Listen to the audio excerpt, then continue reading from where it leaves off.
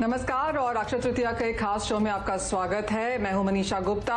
अक्षय तृतीया का त्योहार चमक वाला है, लेकिन इस बार कोरोना की वजह से वो चमक यहां पर गायब है। ग्रहण लगा हुआ है, लेकिन दुकानें बंद हैं, ग्राहक घर में कैद हैं और इस मुश्किल घड़ी में इसके बावजूद हमने देखा है कि सोने के भावों में लगातार यहां पर बढ़त देखने को मिली है।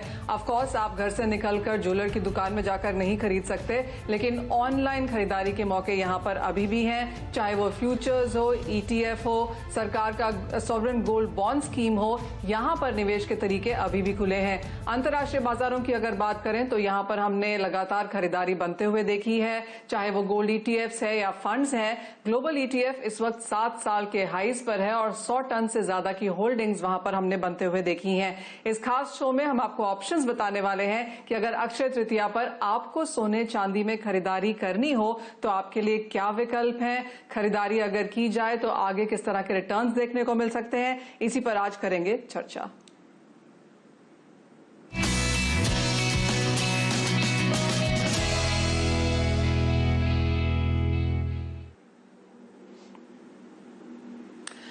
हमारे साथ जुड़े हैं एसएमसी की वंदना भारती, वेलवेट केस के कपिल हित समरिया और हमारे साथ हैं क्वांटम एएमसी के चिराग मेहता। आप सभी का कार्यक्रम में स्वागत है। वंदना, आपसे पहले शुरुआत करना चाहेंगे और अच्छी खासे मूव्स यहां पर हमने सोने चांदी में बनते हुए देखे हैं। सोना काफी हद तक एक सेफ हेवन के तरीके से उभर के आया है और जिस तरह से कोरोना वायरस की अनसर्टनिटी है बाजार में, उसका फायदा इसमें हमने आता हुआ देखा है।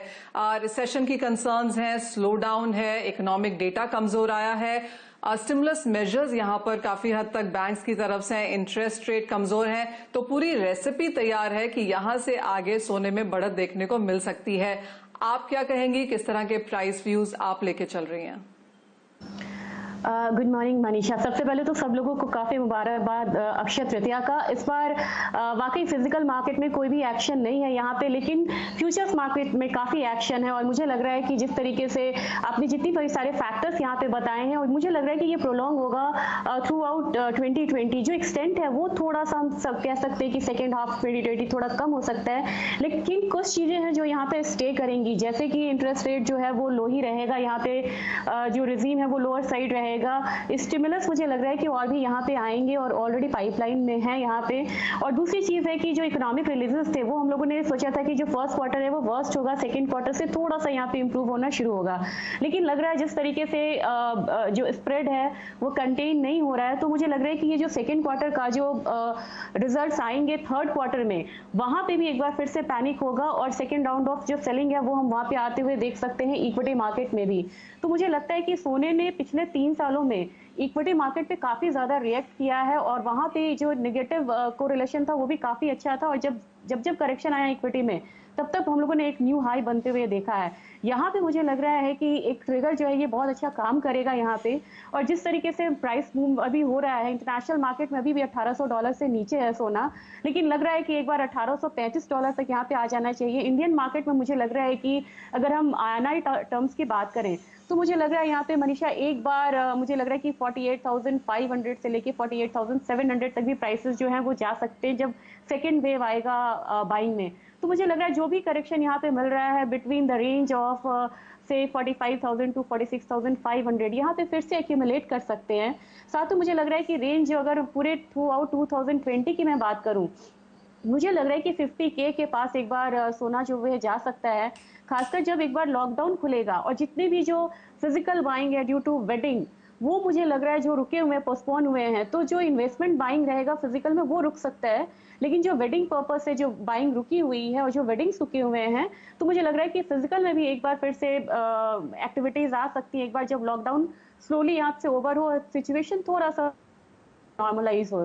तो मुझे लग रहा है जो रेसिपीज वाकई मतलब फेवर में है गोल्ड के, तो जो भी करेक्शन आ रहा है चाहे वो 45,500 हो 46,000 हो, वो एक अट्रैक्टिव लेवल है जहां पे फिर से हम बाइंग कर सकते हैं। इंटरनेशनल मार्केट में भी इनफैक्ट मुझे लग रहा है कि सोना कहीं ना कहीं $1711 1700 का जो लेवल है वहां पे फिर से एक्यूमुलेशन जो है वो अच्छा खासा हो सकता है।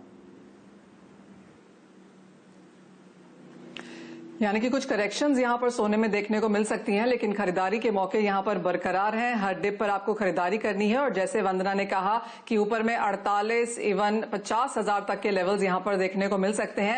एक्चुअली आज कुछ अंतर्राष्ट्रीय रिपोर्ट्स भी आई हैं जिनका मानना है कि सोना उससे भी ज्यादा तेजी दिखा सकता है। Bank of America Merrill Lynch का मानना है कि $3,000 तक सोना यहां पे जा सकता है और वो कैलकुलेशंस अगर हम इंडियन मार्केट्स में करें तो क्लियरली आराम से 60-70 हजार रुपए तक के यहां पर वो मूव्स बनते हैं।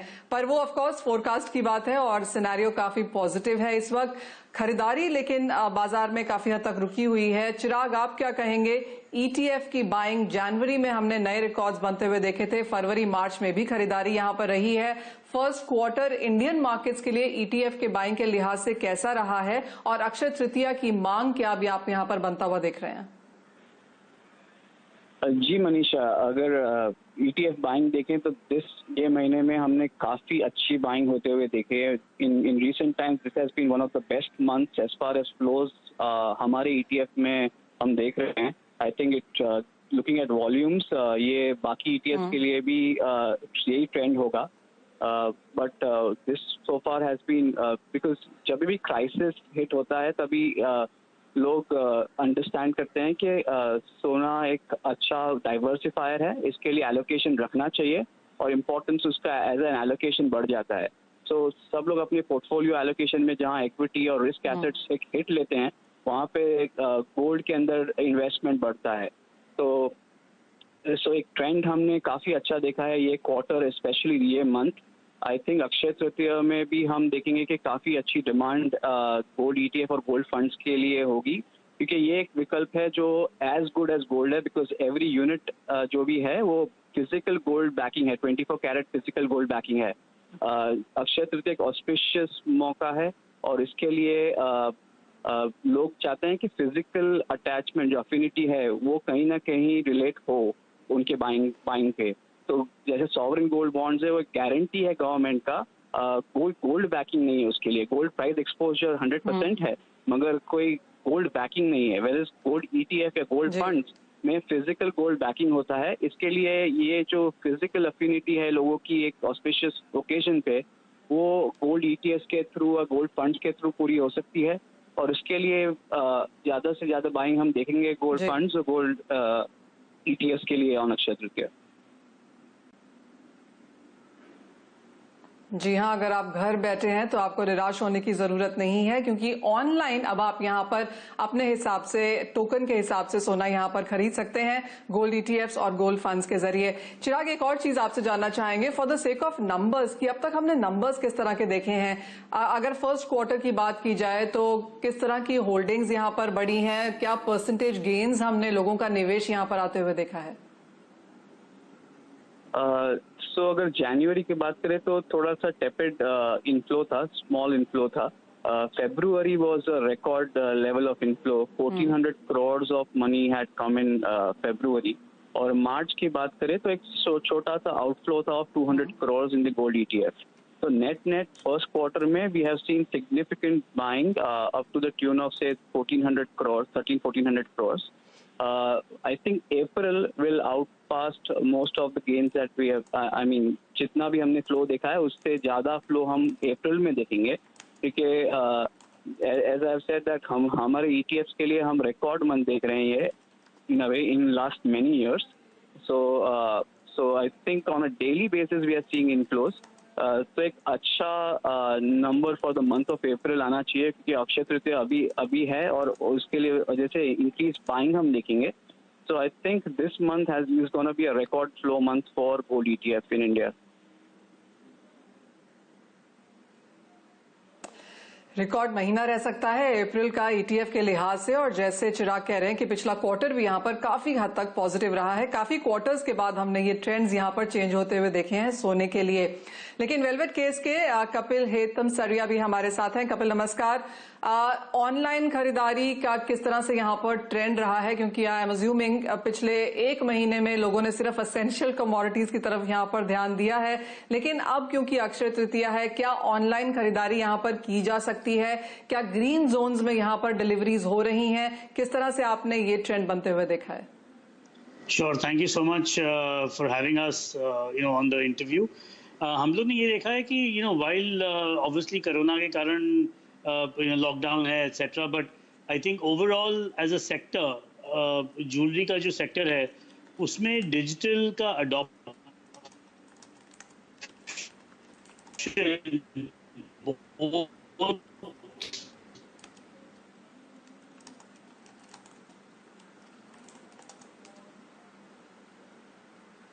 कपिल, आपसे फिर से जुड़ने की कोशिश करेंगे। आपके ऑडियो में यहाँ पर कुछ इश्यूज आ रहे हैं, लेकिन जैसे कपिल कह रहे हैं कि लॉकडाउन की वजह से प्रेशर जरूर आया है, लोग नहीं खरीद रहे हैं क्योंकि इस वक्त कंट्री को 3 जोन्स में बांट दिया गया है, रेड, ऑरेंज एंड ग्रीन में। तो ग्रीन जोन में जहां पर है वहां पर कुछ दुकानें जरूर खुली हैं, डिलीवरीज भी हो रही हैं, लेकिन बाकी जोन्स में कोई बाइंग नहीं है, दुकानें भी खुली नहीं है। लेकिन जैसे उन्होंने कहा कि जो डिजिटल बाइंग है वो यहाँ पर अच्छी खासी अडॉप्ट हो रही है। इसका मतलब ये है कि आप ऑनलाइन खरीदते हैं और वो ऑनलाइन आपके अकाउंट में आ जाता है, उसको घर आके डिलीवरी देने की जरूरत नहीं होती है। तो वो एक यहाँ पर पॉजिटिव पॉइंट है कि डिजिटल गोल्ड में लोगों का अब यहाँ पर विश्वास बढ़ता हुआ नजर आया है।